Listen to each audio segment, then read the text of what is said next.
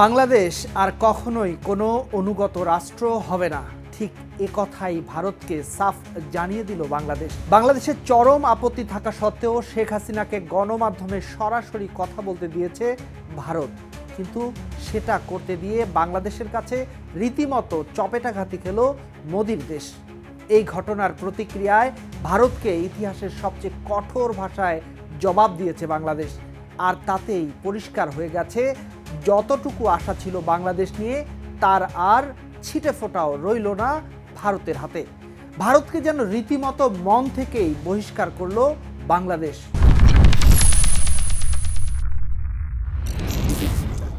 5 August দিল্লির গণমাধ্যমের সাথে সরাসরি যুক্ত হন শেখ হাসিনা। কথা ছিল 2 বছর পর প্রথমবারের মতো মুখ দেখাবেন তিনি। দলের নেতাকর্মীদের মধ্যে ছিল উচ্ছ্বাস, কিন্তু পরে আর দেখা গেল না তাকে। কথা বললেন সেই পর্দার আড়াল থেকেই। এ ঘটনায় রীতিমতো ফেটে পড়ল বাংলাদেশ। পররাষ্ট্র মন্ত্রণালয় যে ভাষায় বিবৃতি জানালো, যা এর আগে কখনোই দেখেনি ভারত। আদতে কোনো দেশই ভারতের মুখের উপর এমন ভাষায় কথা বলতে পারেনি, রায় দিলেন নামজাদা বিশ্লেষকরাও। বিবৃতির শুরুতেই স্পষ্ট ভাষায় ক্ষোভ জানায় পররাষ্ট্র মন্ত্রণালয়। বলা হয়, পলাতক দণ্ডপ্রাপ্ত হাসিনাকে নয়াদিল্লিতে গণমাধ্যমের সামনে সরাসরি কথা বলতে দেওয়া হয়েছে, আর সেখানে তিনি ও তার সহযোগীরা বাংলাদেশ রাষ্ট্র ও জনগণের বিরুদ্ধে বিষোদ্গার করেছেন। মন্ত্রণালয় এটাও জানিয়ে দেয়, এই আয়োজন দ্বিপাক্ষিক সম্পর্কে কী প্রভাব ফেলতে পারে সে বিষয়ে ভারতকে আগেভাগেই সতর্ক করা হয়েছিল। তারপরও অনুষ্ঠানটি হতে দেয় ভারত। জুলাই বিপ্লবের দ্বিতীয় বার্ষিকীর দিনেই ভারতের মাটিতে হাসিনার এই মতবিনিময়কে বাংলাদেশের সার্বভৌমত্বের উপর আঘাত আর শহীদদের প্রতি অবমাননা বলে আখ্যা দেয় বাংলাদেশ। সঙ্গে যোগ করে 2024 সালের জুলাই আগস্টে শিশুসহ নিরীহ মানুষ হত্যার যে তথ্য জাতিসংঘ নিজেই প্রতিষ্ঠিত করেছে, সেটাকে অস্বীকার করে ইতিহাস উল্টে দেওয়ার এক ব্যর্থ চেষ্টা হিসেবেই এই আয়োজনকে দেখছে বাংলাদেশ। বিবৃতিতে সরাসরি বলে দেওয়া হয়, বাংলাদেশ আর কখনো কোনো অনুগত রাষ্ট্র বা ক্লায়েন্ট স্টেট হবে না, আর দণ্ডপ্রাপ্ত হাসিনা কিংবা তার দলের বাংলাদেশের রাজনীতিতে আর কোনো জায়গা নেই বলে সাফ জানানো হয় বিবৃতিতে। একই সঙ্গে মন্ত্রণালয় মনে করিয়ে দেয়, 2013 সালের প্রত্যর্পণ চুক্তির আওতায় হাসিনাকে ফেরত চেয়ে বারবার অনুরোধ করা হলেও ভারতের তরফে এখনো কোনো সাড়া মেলেনি। In the heart of the city rises a destination built for greatness. International Convention City, Bosundhara. Life takes a new course. উল্টো তাকে বারবার প্রকাশ্যে কথা বলার সুযোগ দেওয়াটাই বাংলাদেশ দেখছে সম্পর্কের জন্য ক্ষতিকর এক প্রবণতা হিসেবে। আসলে পুরো ঘটনাটা শুরু হয় কয়েকদিন আগেই। দিল্লির south Asia foreign correspondents club একটি সংবাদ সম্মেলনের আয়োজন করে।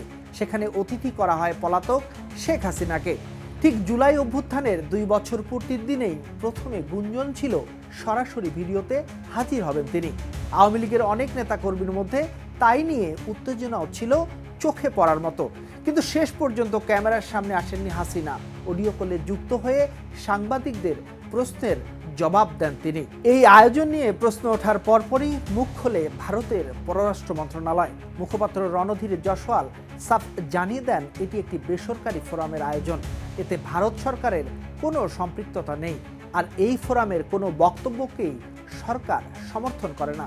অর্থাৎ দায় এড়াতে চায় দিল্লি, কিন্তু বাংলাদেশ তাতে সন্তুষ্ট হয়নি, কারণ অনুষ্ঠানটি হয়েছে খোদ ভারতের রাজধানীতে, ভারতীয় ভূখণ্ডে বসেই, আর সেটাও এমন একটা দিনে যেদিন বাংলাদেশ স্মরণ করছিল তার সবচেয়ে রক্তক্ষয়ী অধ্যায়কে।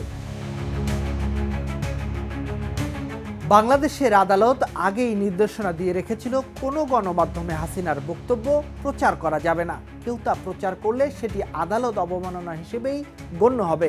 ফলে দেশের ভেতরে তার বক্তব্য সরাসরি সম্প্রচারের সুযোগ ছিল না, কিন্তু বিদেশের মাটিতে তাকে ফের প্রকাশ্যে কথা বলার সুযোগ করে দেওয়াটাকে বাংলাদেশ দেখছে এক ধরনের রাজনৈতিক উস্কানি হিসেবে। গত 2 বছর ধরে বাংলাদেশ ভারত সম্পর্কের গ্রাফটাই নিম্নমুখী। 2024 সালের আগস্টে ছাত্র জনতার অভ্যুত্থানে হাসিনা সরকারের পতনের পর থেকেই সম্পর্কে চির ধরে। হাসিনা ভারতে আশ্রয় নেওয়ার পর থেকে বাংলাদেশ বারবার তাকে ফেরত চেয়েছে, প্রত্যর্পণ চুক্তির কথা মনে করিয়ে দিয়েছে, কিন্তু ভারতের তরফ থেকে কোনো সাড়া মেলেনি আজও। এর মধ্যেই বাংলাদেশ তার কূটনীতির কম্পাস ঘুরিয়ে দিয়েছে অন্যদিকে। ভারতকে বাদ দিয়ে আলাপ এগোচ্ছে চীন, পাকিস্তান, যুক্তরাষ্ট্র কিংবা তুরস্কের দিকে। ভারত সেটাও জানে, এটাও জানে যে শেখ হাসিনাকে গুরুত্ব দিলে হারাতে হবে গোটা বাংলাদেশকে। তারপর শেখ হাসিনাকে গণমাধ্যমে কথা বলার সুযোগ করে দিল মোদী সরকার। এই ঘটনাকে ভারতের পক্ষ থেকে এক ধরনের বার্তা হিসেবেই দেখছে বাংলাদেশ। আর সেই ভারতীয় বার্তার প্রতিবাদে ভারতকে সাফ ধুয়ে দিল বাংলাদেশ। ইন্টারন্যাশনাল ক্রাইসিস গ্রুপ বা আইসিজি তাদের এক পর্যালোচনায় বলেছে, হাসিনার পতনের পর ঢাকা দিল্লি সম্পর্ক বিপজ্জনকভাবে খারাপ হয়ে গেছে। এমনকি ভারতের পার্লামেন্টের এক স্থায়ী কমিটিও এই পরিস্থিতিকে বর্ণনা করেছে একটু ভিন্নভাবে। তাদের ভাষায় 1971 সালের পর এটাই ভারতের জন্য সবচেয়ে বড় কৌশলগত চ্যালেঞ্জ। কমিটি এমনও সতর্ক করেছে, নীতিগত পুনর্বিন্যাস না হলে দক্ষিণ এশিয়ায় ভারতের প্রভাব আরও কমে যাওয়ার ঝুঁকি আছে। এই ঘটনায় সরকারের পাশাপাশি সরব হয়েছে বিএনপিও। দলটির নেতারা প্রশ্ন তুলেছেন, জুলাই অভ্যুত্থানের দ্বিতীয় বার্ষিকীর দিনেই কেন হাসিনাকে এমন সুযোগ করে দিল ভারত? স্বরাষ্ট্রমন্ত্রী সালাউদ্দিন আহমেদের ভাষায় এই প্রশ্নের জবাব খুঁজছে গোটা বাংলাদেশ। তার ভাষায়, শেখ হাসিনাকে ভারত সরকার গণমাধ্যমে কথা বলার সুযোগ কেন দিল, এটি আমাদের প্রশ্ন। রুহুল কবির রিজভী বলেছেন, জুলাই শহীদদের অপমানের জন্য হাসিনাকে কথা বলার সুযোগ দেয় ভারত। বিএনপি নেতাদের অনেকেই মনে করছেন, এই আয়োজনের পেছনে দিল্লির নীরব সায় না থাকলে এত বড় পরিসরে অনুষ্ঠানটি হতেই পারত না। জুলাই শহীদদের স্মরণের দিনে এমন একটা আয়োজনকে বিএনপি দেখছে শহীদদের প্রতি অবমাননা হিসাবে। ফলে এই ইস্যুতে সরকার আর দল সব পক্ষই কার্যত একই অবস্থানে দাঁড়িয়ে। একদিকে বাংলাদেশ সরকারের ইতিহাসের অন্যতম কঠোর ভাষার বিবৃতি আসলে বাংলাদেশের এতদিনকার জমে থাকা ক্ষোভের বহিঃপ্রকাশ, এমনটাই মত বিশ্লেষকদের। প্রশ্ন হলো, বাংলাদেশ আর ভারত কি আদৌ আবার কাছাকাছি আসতে পারবে, নাকি সামনেও আরও গভীর হবে এই দূরত্ব? সেই উত্তর সময়ই বলে দেবে। তবে আপাতত যেটা স্পষ্ট, বাংলাদেশ তার কূটনীতির নতুন পথ বেছে নিয়েছে, আর সেই পথে ভারতের জায়গাটা ক্রমশই ছোট হয়ে আসছে।